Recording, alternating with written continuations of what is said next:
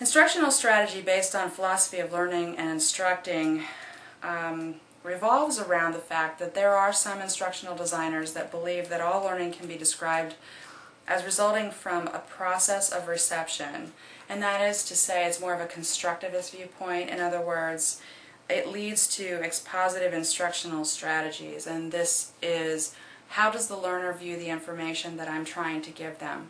And again, with different spans of learner ages and experiences, you have to look at the situation and say what's appropriate for my group of learners. And it could be a mixed methods policy. It could be something that you have to creatively look at and say, not only am I going to have to keep their interest, I'm going to have to make sure that the transfer environment, that is when they go back to their unit or their department or whatever the case is, that there is sufficient support for this training so that transfer does occur. An example of this might be if somebody goes off to training and their manager hasn't really bought into what it is that they're learning. So they learn these skills, they take a couple of days to hone these skills that they've learned, and then they go back to the work environment and the manager doesn't necessarily support what it is that they've learned and sort of poo-poos it, and so the employee is kind of stuck between the goals of the instruction, the training, to navigate the waters back to his manager who doesn't see the point or doesn't buy into it or doesn't like it. So there's a conflict there. Ultimately what happens is the non-buy-in environment on the end jeopardizes the transfer of that knowledge. In other words, the employee is probably not going to use it. He doesn't want to displease his manager. And whatever he learned is pretty much going to be lost after a short period of time.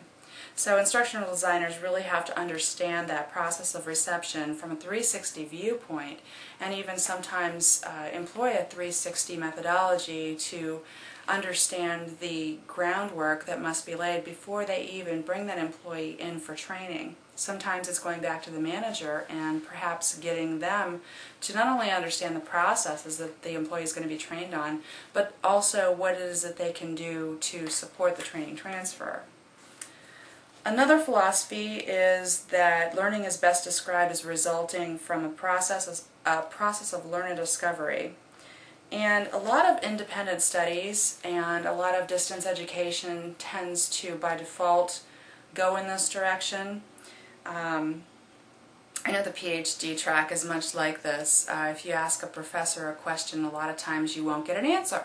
You will get 5 or 10 more questions. If you're lucky, it's only 5 or 10 more questions. Rhetorical questions in your direction, and you sort of wander away saying, wow, I'm more confused than I was in the beginning. That's part of what I jokingly say is the hazing of the process.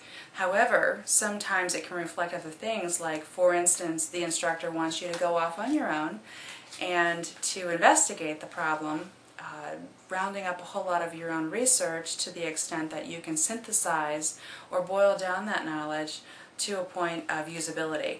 And some people believe that that leads to a higher degree of transfer of knowledge.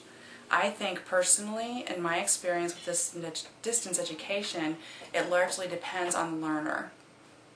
When we talk about experiential learning, there are a number of different applications that have become popular with regard to experiential learning. One of the things that I encountered in my undergraduate work was course credit for experiential learning. It's not a particularly easy thing to do, although I did several courses that way, and what this basically gives credence to is the fact that adult learners do learn on the job. What they learn is substantial and can sometimes take the place of college courses that you might spend either 12 or 14, 16 weeks immersed in, such that the learner has already approached the course credit requirement with what the course would teach them. So you find these in external degree programs or finishing programs for bachelor's degrees that are geared toward adult learners. Experiential learning also applies in a lot of other different realms.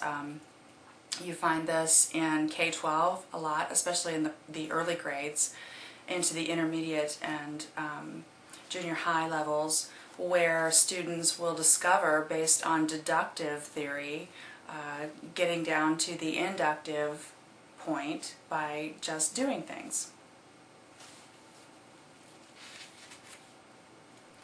In the course materials that I have put on the Blackboard site, I put a number of worksheets and checklists out there. Worksheet 11.1 provides criteria for judging the conditions of learning and the appropriateness of a specified instructional strategy.